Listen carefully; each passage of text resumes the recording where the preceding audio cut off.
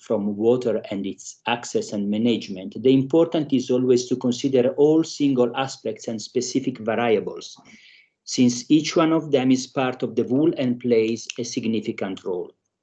So for this reason, I think it can be useful to approach the problem by analyzing and exploring together different aspects and themes. The first thing to do, in my own modest and humble opinion indeed, is to try to mainframe the discussion on water, because we need to share exactly the same values in order to understand what is the purpose we are dealing with. Commonly, starting from the multilateral culture that is indeed spread out by the United Nations, we use the Millennium Development Goals, then turn into the Sustainable Development Goals as the universal mainframe of shared values globally in order to place the facts related to water inside. Sustainable development then is the principle that inspired many of the Millennium Development Goals and the entire philosophy behind the Sustainable Development Goals. But it was not anymore enough. And so, since it was conceived by Gro Harlem Brundtland in 1987 and knew its great success starting from the Agenda 21 in 1992, we are sure that it should be updated in some way. So together with a group of scholars, I conceived in 2005 the principle of sustainable and responsible development, still in the mainframe of the United concept aspects.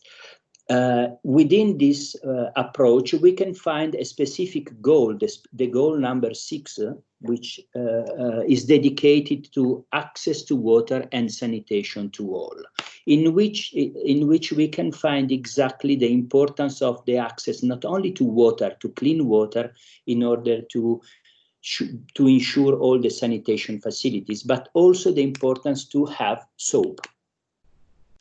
Soap is a fundamental hygienic sanitation procedure. Soap can be organic in its origin or can be vegetal. It depends by the raw material it is built and constructed and realized. Of course, I'm not a chemical, but I can be quite easy in the definition of what is soap, which is a combination of animal or plant fat together with caustic soda and other ingredients, if you allow me to say this,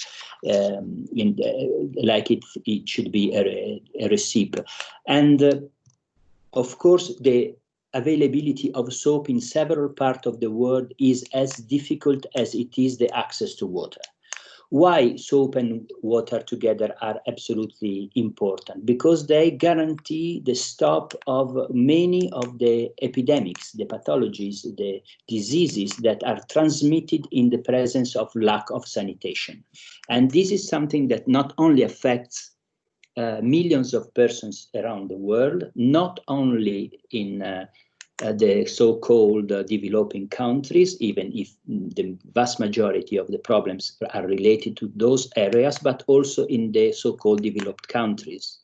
And this leads to other aspects and consequences that have geopolitical relevance.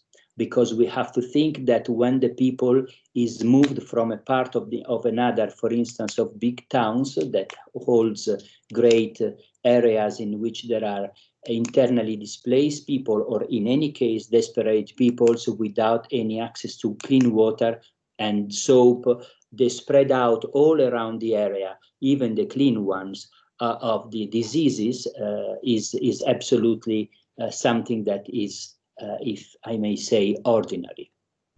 So when we are dealing with soap, we have to think that despite the fact that it seems so familiar to us, the association of it with water is absolutely not a grant. Then we have to place to focus our attention and place our finger on the aspects related to the availability of water on Earth. Its distribution, it is not homogeneous, neither under the space point of view nor under the time point of view. We assisted to the effect, for instance, with relation to the time of a period in which there are complex drought moments, as well as period in which flows and hurricanes and other climatic extreme phenomena are on the way. And as well, we can find an homogeneous distribution of water under the space point of view, because we assisted to, and we know that there are so many desert areas in the world in which water is absolutely not present. And we have to relate to the fact that any kind of consideration must always recall the importance of water as the source of life. So under the biological point of view, when I'm usually beginning my course at the university, at the beginning of the very first semester, I always invite the people to understand that we can survive to any kind of lack of good, but absolutely after 3 days we are dead if in absence of drinking water. And of course, when I'm saying drinking water, I'm saying clean water and not tainted water, because if eventually the only access is to tainted water, the risk to get diseases is absolutely, can become absolutely lethal.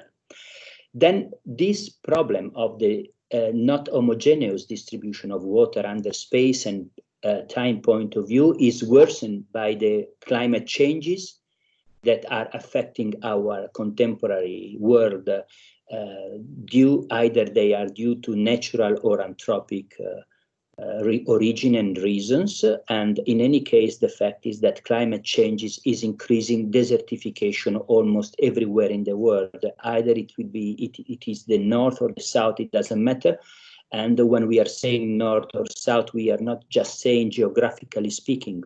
When we are facing the problem of desertification, we have to think that it is not related to places in which there is few development or scarce development, but also to places in which the development is, or better, knows its best.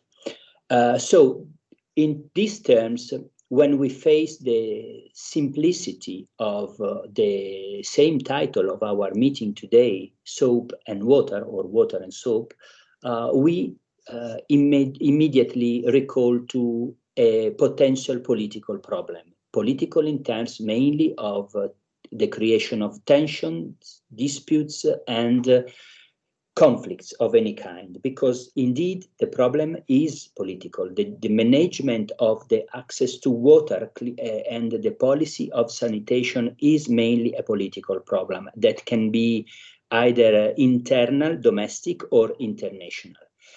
When we are dealing with the problems of at the international aspect referred to the access and management of water, then we have to inscribe this last one into the so-called geopolitics of natural resources. The geopolitics of natural resources have been, we could say, blind by one eye, because it was mainly concentrated, especially starting from the 1950s of the last century, mainly focused, I was saying, on fossil fuel, gas, oil, and other important natural resources, using the approach toward water as mainly a commodity, with neither an economic and not a biological or geopolitical value. But unfortunately, this lack of capability of analysis and of recognizing the importance of water under these aspects led to many of the problems we are facing today. So we are dealing today with an emerging problem that is the geopolitics of water.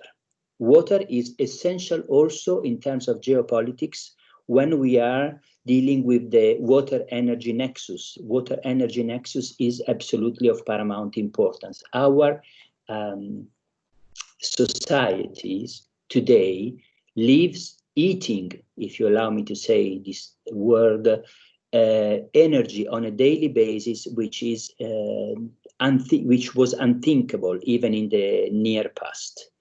But to produce energy, it is needed an incredible amount of water. This leads to the access to water in terms of geopolitics. When we are dealing, for instance, to the transboundary river, lakes, aquifer, or basins that create so many tensions between the river and the riparian states that are sharing a common basin of water. Crisis and conflict over water resources are a very, very long history that is putting its roots up to even, this is the eldest known, 4,000 years before Christ, when a group of shepherds was fighting against each other for the dispute over the small lake of Beersheba in the ancient Palestine. And this is the most ancient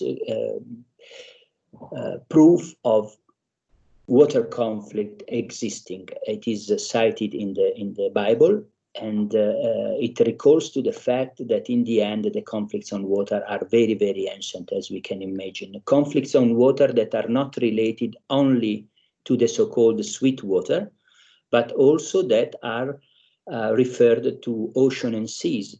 The disputes over ocean and seas, either for the deployment of their own natural resources, for instance, fishing, that is so often forget, but it is one of the most important source of conflicts between states and other non-state actors.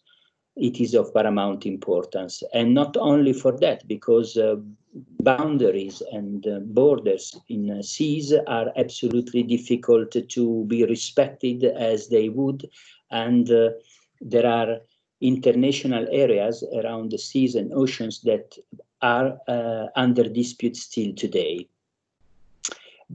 But we can have another kind of approach when we are dealing with ocean and seas. The ocean and seas can be seen, since they are covering almost 70% of the Earth's surface, they can be seen as an incredible vector for development and an incredible opportunity for a sustainable economic growth. This is, for instance, the main goal that is pursued by the European Union when they, in Brussels, they launched some years ago the Blue Growth Strategy that was trying to, and is of course on the right path, it was trying to follow a strategy of sustainable and responsible use of natural resources. Either they are in the open oceans or in seas that are quite smaller compared to the wide oceans, as it is the Mediterranean. Mediterranean seas in particular has a great importance because it holds, if I may say, in a smaller scale, almost all the problems and the characteristics that can be found everywhere else in the world. In fact, in the Mediterranean, we are dealing with the problems of pollution, with the problems of disputes, of conflicts, of war, and overfishing deployment. And so we can say that it is one of the most important laboratory tests that are existing when we are dealing with the relationship between human being and the sea. In the last years, so many tentative have been done in order to put together around the same table the actors from the north and the south areas of the Mediterranean, as well as the eastern area.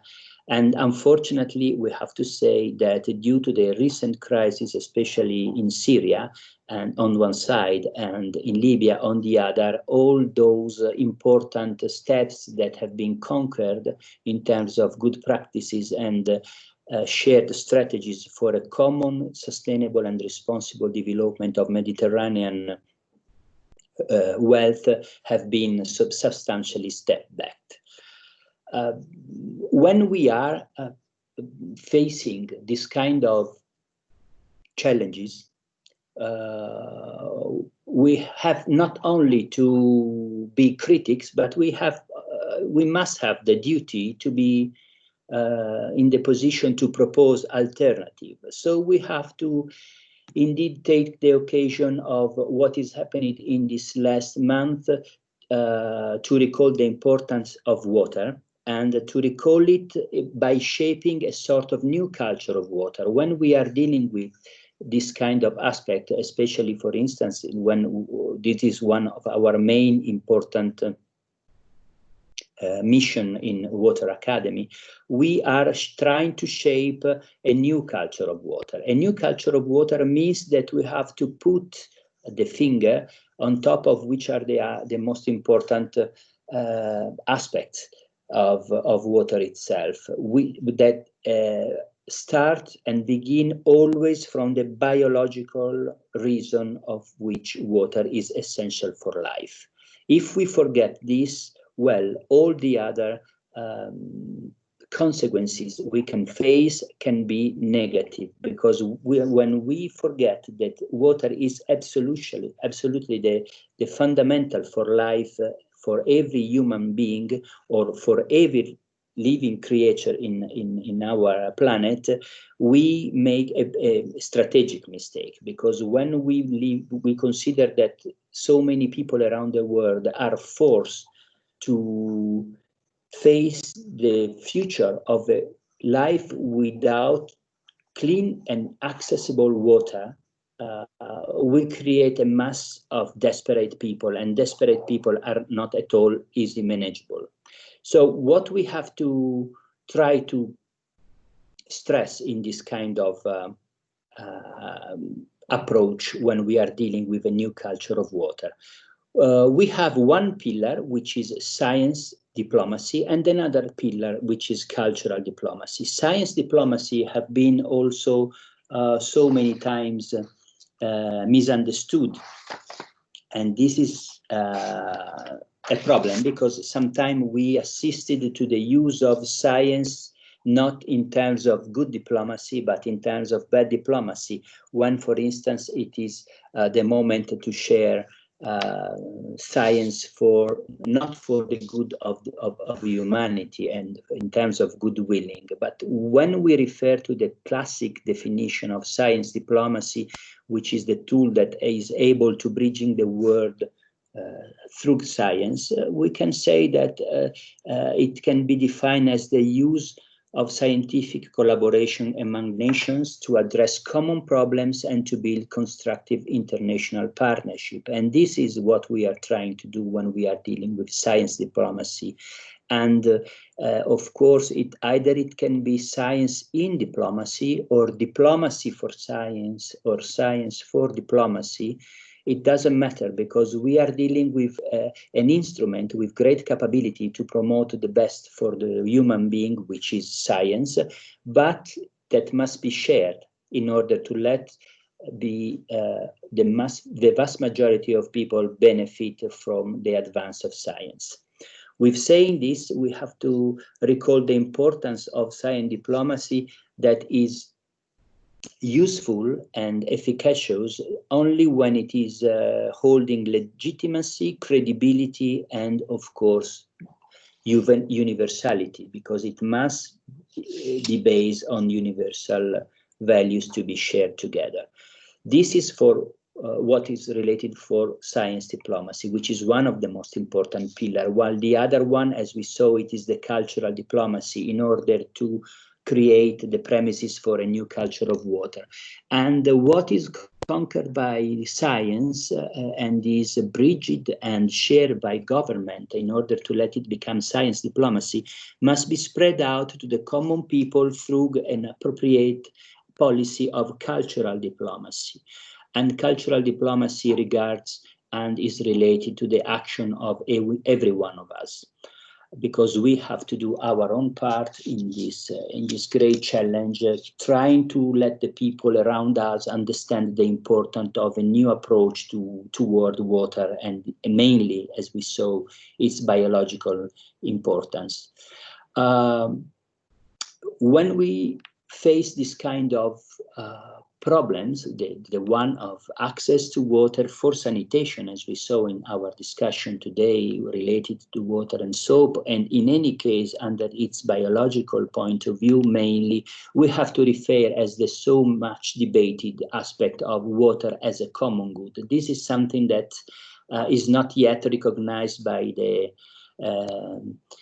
by a specific adopted point in the Human Rights Declaration, as it should be, because it means that many of the people that, especially at the government side, that wants to use water as because they have the access to it and they want to impede the access to the same water to others, well, it is the greatest challenge, because this government, there are many in the world, wants to use water access as a sort of weapon of constant pressure toward and against those states and governments that has difficulty in access to the same water in the same basins that are shared. So the access to a final point in which water will be recognized as a common good is one of the most important political achievements that we have in our future.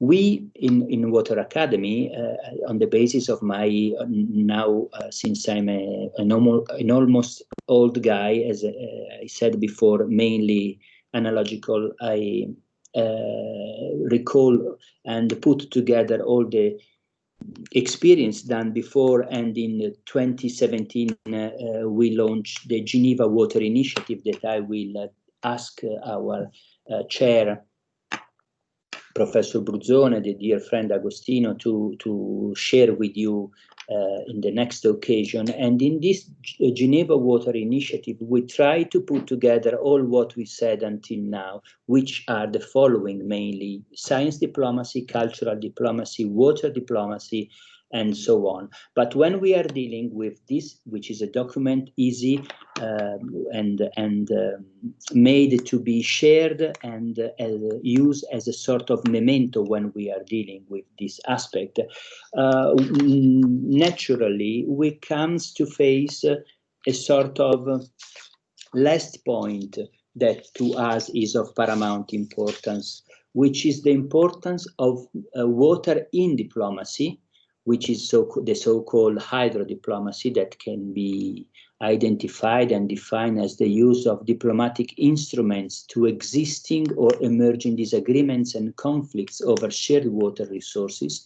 And look, water resources can generate disputes and conflicts not only under the aspect of the traditional economical views or political or military views, but it can be used also strategically as a source of conflict under the religion point of view and under the cultural point of view.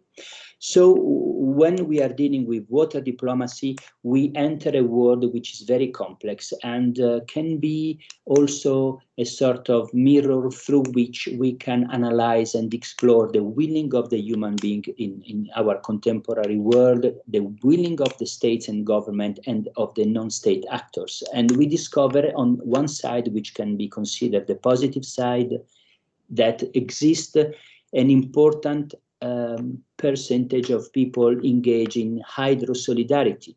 Hydro-solidarity is that phenomenon that describes an increasingly integrated approach to managing water resources that relies heavily on participation and coordination among community stakeholders.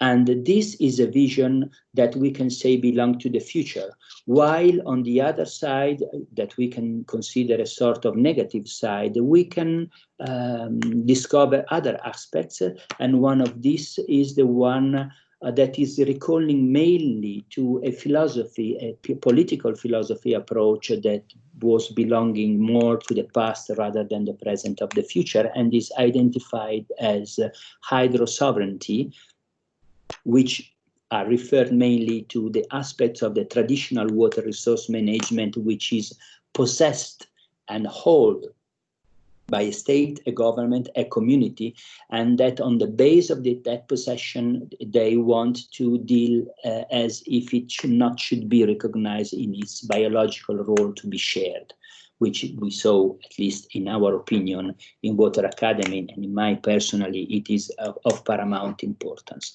So when we are dealing with this kind of challenges, that are related to the access of water, access to water, excuse me, and to the importance to its role in sanitation, so coupled and associated with soap, well, we discover that this simple aspect will recall to many, many other different challenges that in some way are all related, strictly innerly related to the availability of water. And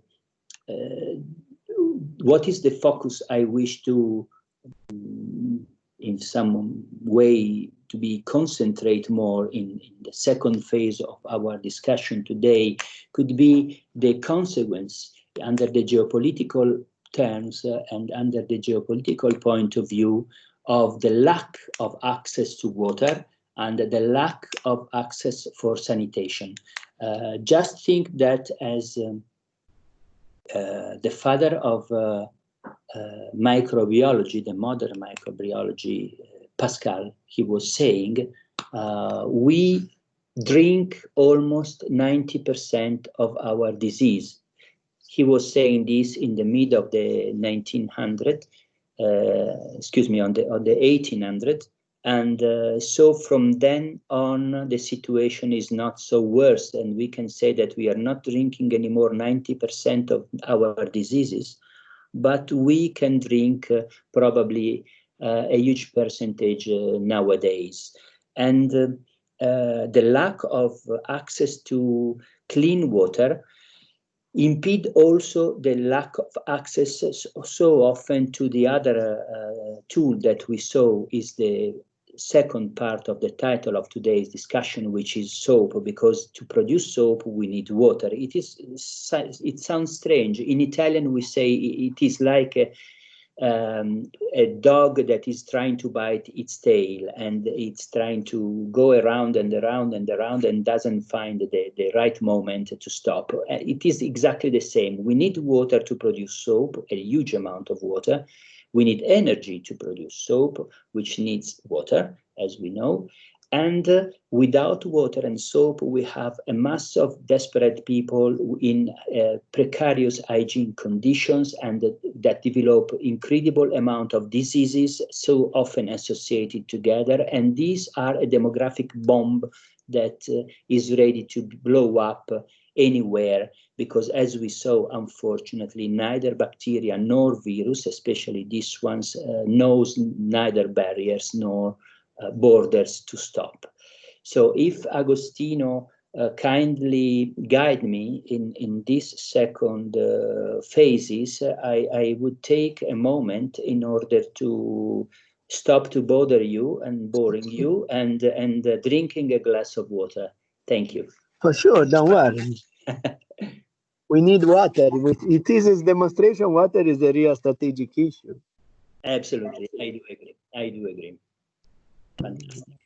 So, Agostino, this was, and dear friends, indeed, this was a sort of a preliminary panel in which I try to point out what are the main issues we are dealing when we are facing the problems of water and, of course, sanitation. And do you think, is there any particular aspect it is better to begin to go deeper on? No, but maybe I just ask, if you like, one comment about such, or a reply, if you prefer, to this question that I'm going to pose. It's evident the size of the problem, because we deal with populations that could be pretty large, with a terrain that is huge and with big quantities. So I mean, the problem of water is even a problem. You was mentioning even a citation from the Bible, but sometime in Italian we are used to say a biblical issue when the dimension is so huge, like could be in the case of the water, that obviously it's not just to send few tanks or even a ship, but to address something that is continuous, intensive, very diffuse, etc. Despite this comment, my question to you is, do you see in technology, let me say, in engineering solution, etc., a way out of some of these problems, or you feel that there are constraints in terms of economics and in terms of interest that could be make it not it's just that can make it just a partial answer to the issue itself? Thank you for the question, which is very intriguing. And what I'm saying, or what I think better is there are no certainties in this when we are dealing with this kind of solicitations. What is clear is that we are facing the combination of two aspects that are of greater importance for the future of humanity and its own activities of any kind. Indeed, one is the demographic growth, which is foreseen for the 2050 to reach about 9 billion persons around the world, and the other one is the decreasing availability of sweet water in the world due to the processes of climate changes that leads to the desertification on one side, and of the abuse of water we are doing to maintain the kind of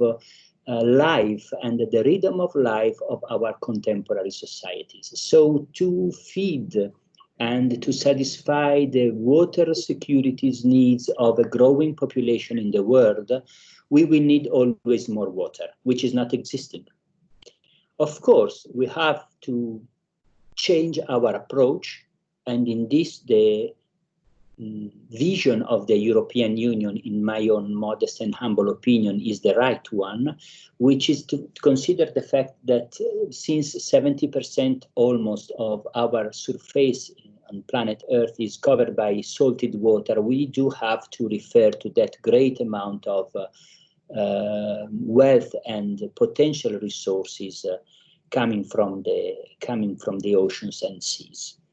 At some conditions, indeed, that we stop to pollute the seas, that we stop to put any kind of garbage in the seas, that we start to consider that fishes are not eternal and must be fished, if you allow me the game of words, in a responsible manner, and that we shouldn't transfer the political and philosophical approach of possessing and owning sweet water to the oceans and seas. Because what we are assisting today, for instance, in the tentative, in the run, in the race to conquer the Antarctic areas that due to the climate changes are emerging because they are free now from the so-called eternal ices, it is not a nice sign. It is a bad sign when we are dealing with the supposed conquered responsibility of human beings. So I don't have any certainty in this. In terms of short-term proposal, but in terms of values and the strategies to follow, for sure, we have to always bear well in mind the demographic factor, the water decreasing availability factor, and the fact that our only next possible opportunity to maintain a reasonable style of life in condition of life for human being in the future relies on the deployment of water of course, salted water, oceans and seas. Thank you very much. My pleasure. And any other comment? How do you like to proceed, Alessandro? I think that it should be nice to talk, for instance, to focus a little bit on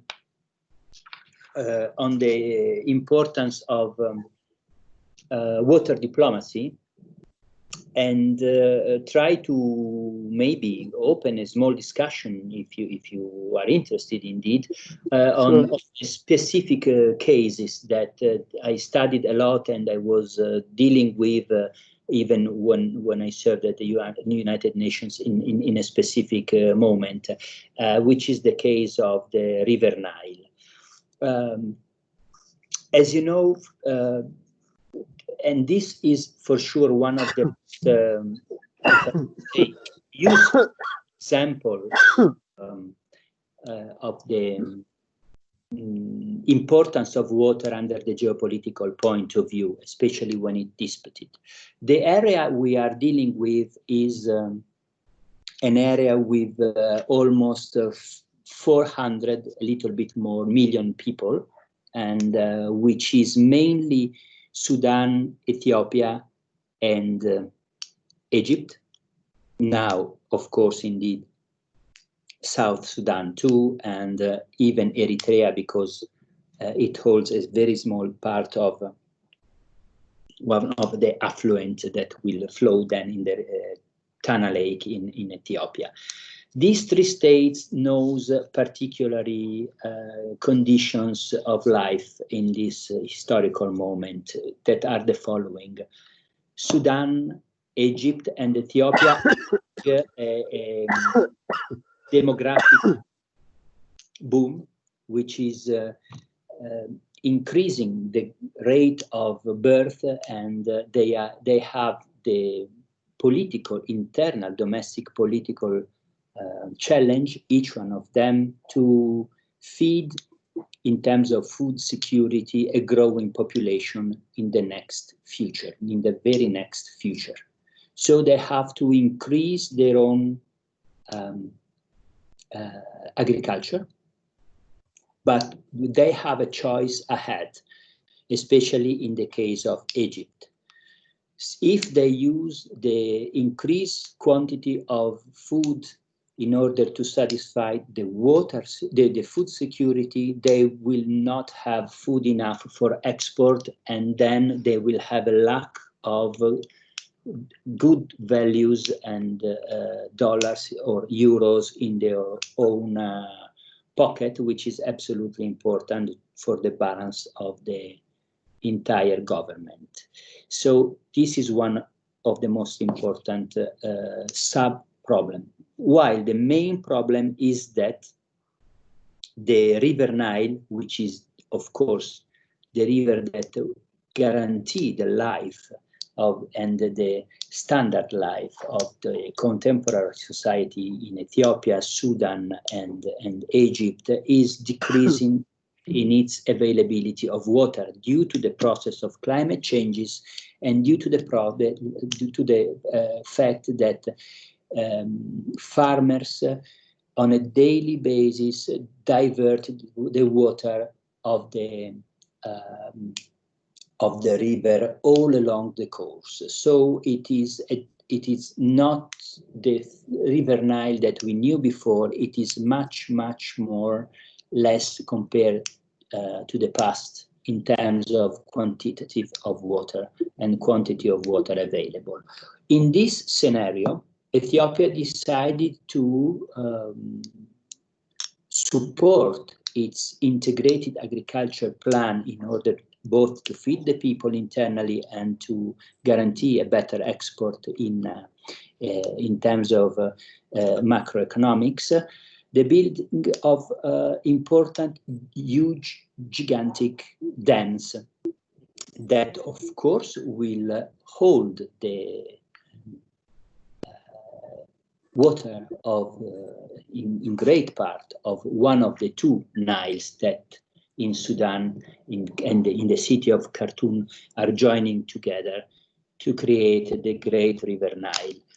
This means that, for sure, the flow of the Great Nile will be even much more smaller in the next future. As soon as the great dams are filled with the right quantity of water needed, the flow of the Great River will be increasing in an incredible manner. In the same time, South Sudan wants to increase the number of deviation of the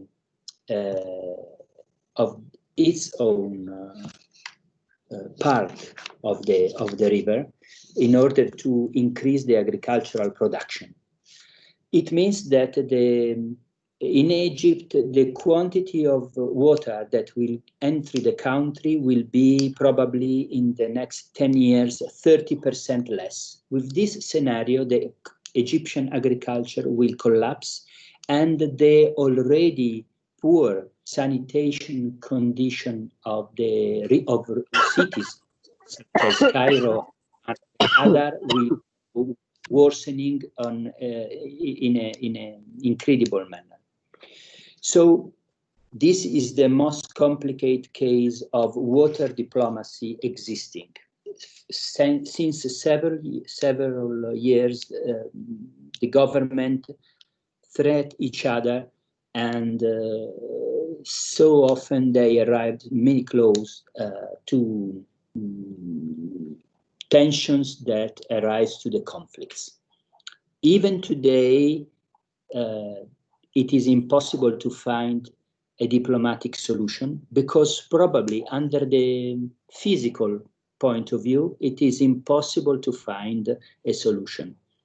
This is probably the most complicated question and aspect related to water diplomacy. And the only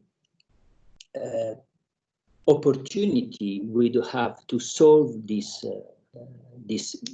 incredible problem is to find out a way in which the government will reason mainly in terms of decreasing use of the River Nile's water resources.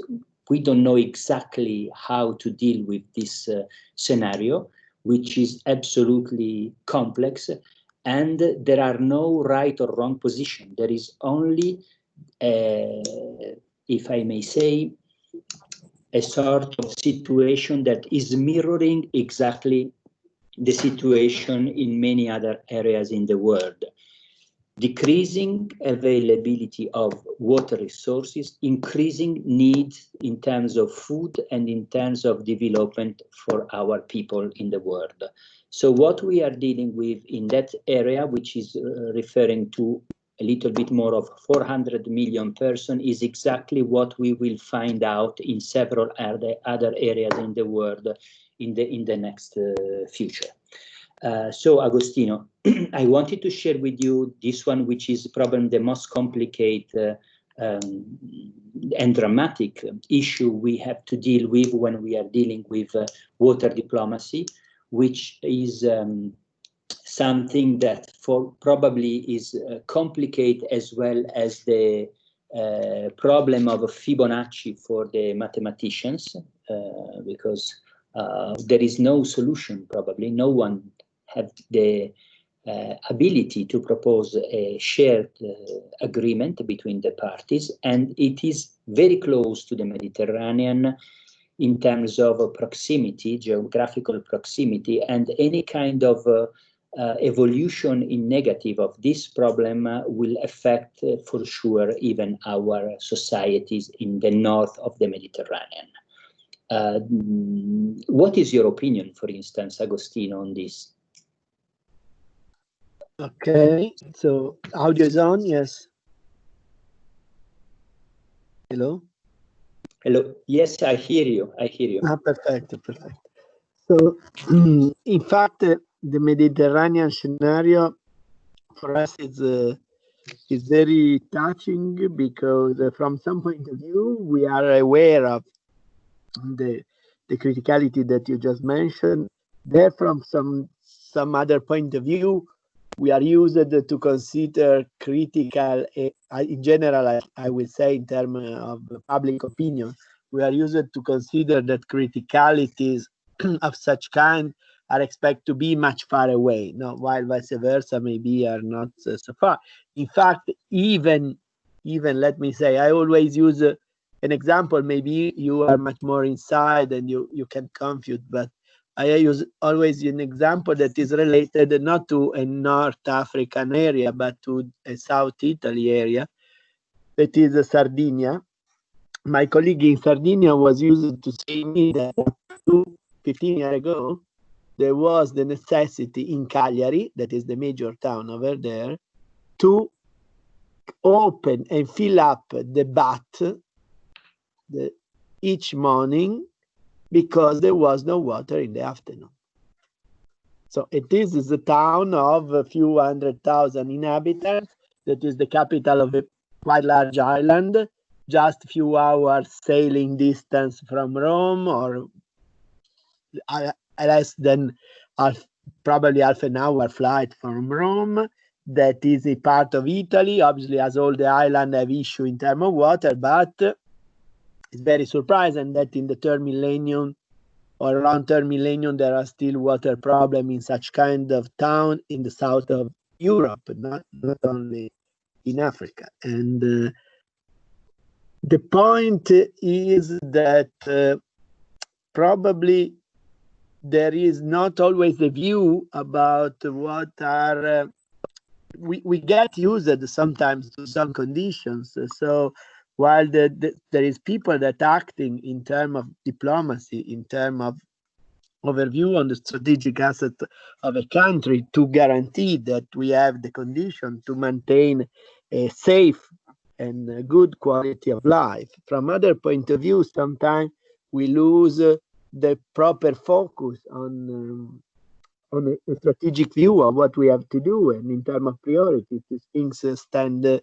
behind for many motivations that obviously are related to aspects that if you investigate, you will realize that is not just due to the superficiality or common opinion point of view, but that in some way could require a more constant focus on this issue, supported by people that investigate this aspect. I could provide guidelines to decision maker.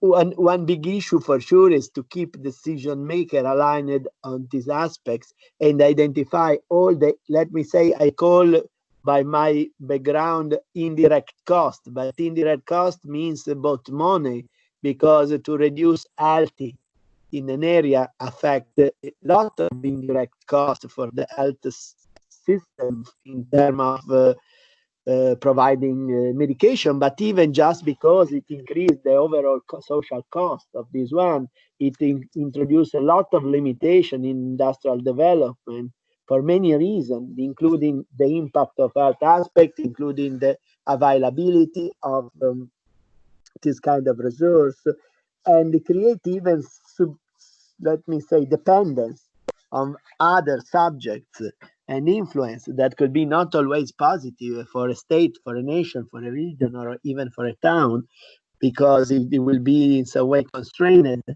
by this limitation and getting strong influence on other subjects that sometimes correspond to big cost in terms of potential of development, etc. So I think this is some of the issues that we need to address. And I feel the critical aspect is to prepare people that are the capability to have a more comprehensive view, that could understand the problem, could have their own specialization, but they could frame the whole problem. So in order to present properly and to make an overall evaluation, not just in the case of a single aspect, because this is very transdisciplinary, it touches so many different elements. Thank you. Because you touch in this last sentence what is the core, in my opinion, which is we cannot face water-related problems under a single aspect or a single scientific point of view, because it is by definition an interdisciplinary problem, as well as a transboundary problem, if you allow me to say in this manner, because we are touching so many different aspects, not only of our life, but because this is something that refers to the habits and the common way of life we are in, but that will question our capacity to change in the future, because the future will for sure face for a great portion of humanity the challenge of living with less water rather than today. And we are not dealing with just the south of the world, this definition in which I don't recognize myself, because it is mainly a geographical definition and it is wrong. It is something that is referred mainly to the so-called developed communities in the world, because just for instance, think what is happening in Spain or in some state of the USA, in which water is now,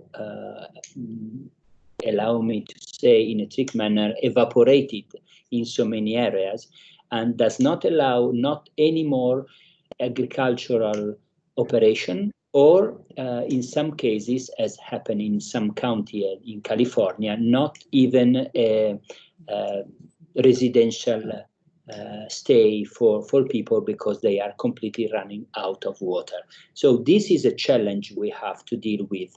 And as you said, Agostino, we cannot face it with just a single vision approach, but we must think that this will be a biological main problem at the origin, but must be addressed with political, scientific, sociological, and economical view. Approaches and views. Exactly. That In is fact, you just remind me, Alessandro, that probably a couple of decades ago, while I was in California, there was a big problem with water resource. There was a couple of big problems in California. I just mentioned because California in our mind is always, let me say, the golden paradise, no? Because in fact, California for sure is one of the most advanced place around the world, with very beautiful location, very enlightening research center, university, companies leading worldwide, and so many very nice aspects, even just the natural background. But California for us is the beach that are shown on the movie, but California have a lot of inland, and it's a very, let me say, many places are pretty arid if you don't use water. Remember on that year that I was moving around Fresno, Sacramento, and let me say even on the valley, that was impressive, as all the area that I was used to see green was turning yellow. The grass was yellow, because if you don't use, obviously, irrigation from the garden, from the parks to the agricultural area around Fresno, there was a big problem of water. And this problem normally we consider, as you said, far away on the south. No, on the what my time there was not even south of the world, but we was using on the third world. I apologize. And so the world that was not developed, it was not developing, and it was standing. But even in California is another issue, but in some way. I still remember the time where there was the energy crisis, when it was a period where there was a very cold winter that make a great opportunity for business to sell the resource that was available in the United States to warm up during the winter the east coast of United States, New York, Pennsylvania, etc. And nobody was thinking about the fact that this kind of operation was leading then to create a lack of energy for using the cooling system in the summertime. There was a time, one entire year, I feel almost two, the second less, where there was fixed time to turn on the HVAC, the air conditioning in California, place in the south of California. And even in this case, a demonstration that we have something that we consider trivial, and that is can be used in our countries, in our developed country, as a natural resource that simplify everything, that could turn to be a problem if it's not properly managed. Now, obviously, sometimes it's just a speculation, even in water, I feel, probably. But the speculation is the, let me say, the tip of the iceberg, because if there is a speculation, it's evident there is a problem that came up, and so it's so probably if there is a speculation, means there is a growing problem, or there are the basis to create a problem, and they need probably time to be planned. Yesterday I was talking about the point that this solution cannot be solved at one shot, no, even technology. We can do the desalination plant. Okay, it's fine. We need to know how much it will be the cost if we have a resource to operate, because the desalination plant need energy.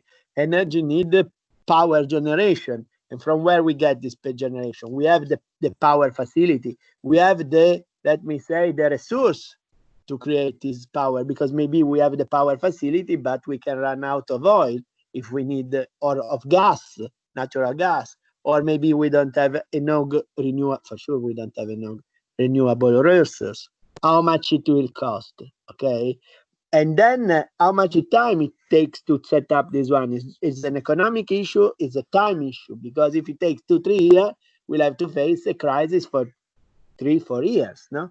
And then we say that this could influence even a lot of different interests from different parties that could be not only nation, but even just interest group all around the table. So I feel you point out a very, very critical issue that is not so easy to solve. In the good part, because we have a lot to do, but negative part is a big challenge for the future. You are absolutely right, but when you stress the fact of the relation existing between desalination plant, the immense amount of energy needed to let them work, and the cost, or in terms of money that they need, I always recall that when we are dealing with a specific if I may say, element, as water is, because water is a strange, very simple, a very simple molecule that has a strange destiny, because everybody speak about water, but very few exactly perceive what is the inner dimension of water, even under the spiritual and cultural point of view. But when we are dealing with water specifically as a very unique element, we always have to probably to better understand, we have to bring a glass of water, just look at it half full, and try to decide what is its value, its cost, and its price. Because when we are dealing with these 3 points of view, different points of view, we exactly realize what is the importance of water. Because the importance of water is given by the sum of value, cost, and price. When we are dealing about the price of water, we have to consider not only the economic aspect, but also the environmental cost and the environmental price that have been paid to let that glass of water be available in front of us. When we are dealing with the cost of water, we have to understand exactly that is not just a financial dimension, the one of the cost, but also a human, because we have to understand exactly what is the human cost we have to face when we are dealing with that glass of water we have facing us. And then the value, what is the value of that glass of water? Suppose that that glass of water is 1/3 of liter, and 1 liter of commercial water is costing around €1 per liter, that which more or less a bottle. Well, it means that that glass of water has a value, commercial value of 30 cents of euro. if I bring that glass of water in the desert and I will stay one entire day at that temperature with that dry climate and weather conditions, I will pay much, much more than 30 cents to have access to that glass of water. And after 1 year and one day and a half, when my body starts shaking because at that condition, weather condition, and that high temperature, I really badly need to fill my body with water unless I don't want to pay permanent problems. I would pay even $1,000 if I would have it in my pocket to have access to that 30 centiliters of water. So the value of water is something that is absolutely important and is a great variable that changes upon the latitude aspects and the condition aspect of the people that is related to. So when we are dealing with the evaluation of water, we always have to bear well in mind that value, cost, and prices are exactly under the human, social, environmental, and even political point of view, because sometimes that glass of water is contended between me and another person, and we need badly to drink it, but we just have one glass available. So that is exactly the situation. And the dynamics between value, cost, and price will interest always more the future of our contemporary society when they will face the problems that in some way we try to enumerate before. I don't want to put it in the philosophical manner, but I think that behind this famous glass of water relies a lot of great values that unfortunately are not or have not been considered yet. Don't you think, Agostino? Sure, sure. There is a country where we cooperate quite a lot, that is Botswana. Botswana is a particular country in South Africa that is bordering with South African state. And it's particular because I feel it's a unique case in the world where there is a river that has its delta going not to the ocean or to the sea, but just to the desert, okay, Okavango River. And over there is a large part of the country that is covered by a desert, the Kalahari Desert. And they have the currency they have, so the money they use, is called pula. And pula means rain, because it rains very rarely. That is probably the lucky part of this country, because this country was never really colonized, because there was nothing to take. There was a desert, there was no water, so there was pretty poor. They just discovered the diamond much later, so now there is the biggest producer of diamond worldwide. But and the fact that it's called pula, the money, it's a very good measure of what just said, Alessandro. Exactly. It is funny, even because Botswana and its capital Gaborone is the preferred place of my son Giovanni, who is my hardware and software angel that allow me with his help to enter the conversation of today. That is an area I know quite well, and I think that it is important your suggests, because we have so often to learn from those people that we think that could be always always students and not teachers, which are the people coming from the for some of the poorest or supposed to be poorest countries in the world, because when dealing with natural resources, they are absolutely masters in adding the values aspect to the commercial and economic aspects.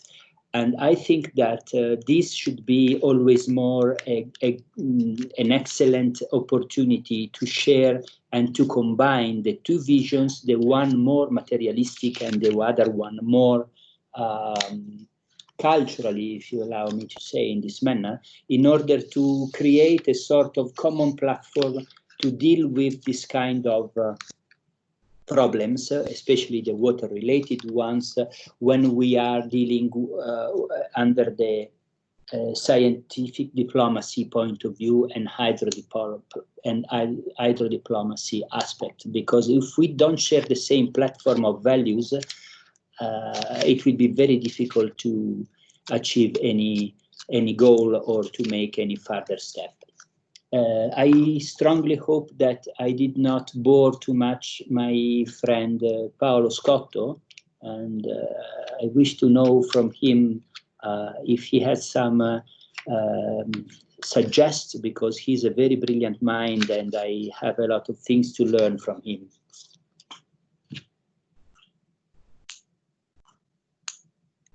Hello? Hello, hear him. Sorry, I was trying fantastic.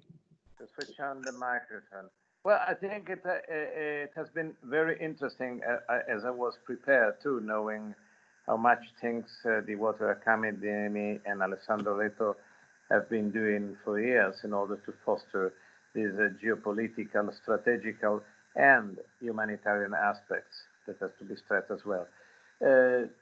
My real point is that the more and more things will be moving like they are, according to reports that comes from a lot of organizations.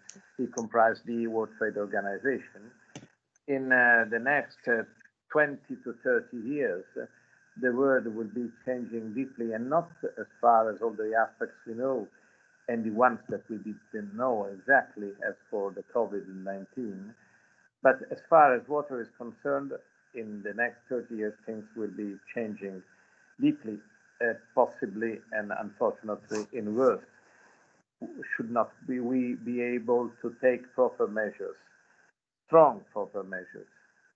But the world we are going to cope with in the next 30 years, and I hope to be within the ones that will be coping with that world, it is a word that puzzles our mind and obliges us in a strategical point of view to see, and this is the part that I think very interesting, because it is like an underground river moving all through your lecture today, and it is how the world will be changing, given that the rich countries are going to become much more the ones rich in water rather than the ones rich in oil. How much conflicts might interfere about water, of course, in the balances of a very complicated and unstable region in itself, like the Middle East. We were looking together with Agostino and our friends, students on Syria in a broader vision of the assets that are moving and the balances that are moving in the Middle East.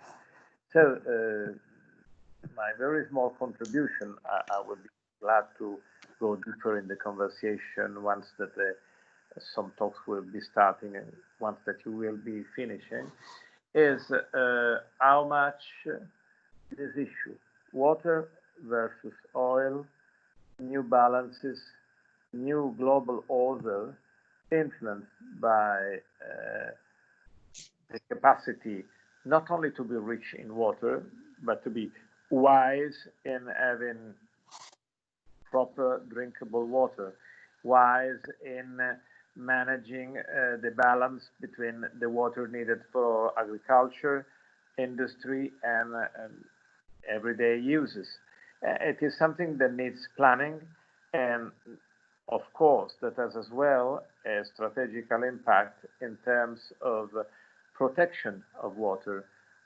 We did not touch this issue, but with Agostino we were trying to start some discussions about the strategic assets in a country. And this is nothing new for you in the Water Academy, but in the everyday discussion, we are not used to. We look at pipelines. We look at energy. We look at everything, but we are not used to look at water lines, neither to water as a strategic asset to protect, and a strategic asset that can be attacked poison, or attack or change as something that moves from policy directly to war.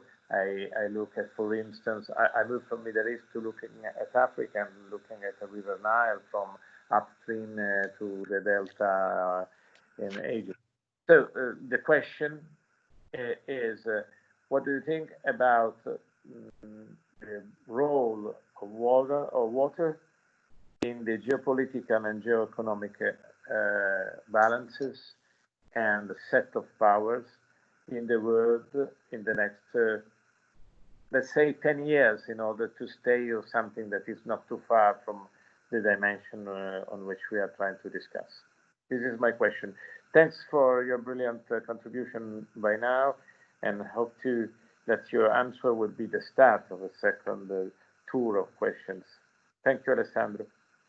Oh, thanks to you, Paolo. Thank you very much indeed. I think that your question is, as always, very, very brilliant, deep, and challenging. And if you agree, indeed, I wish to divide the answer in two different aspects. The one is the safety and security point of view, because when you mention what is the importance of the strategic asset water, you put the finger on top of a situation which is very, very complex.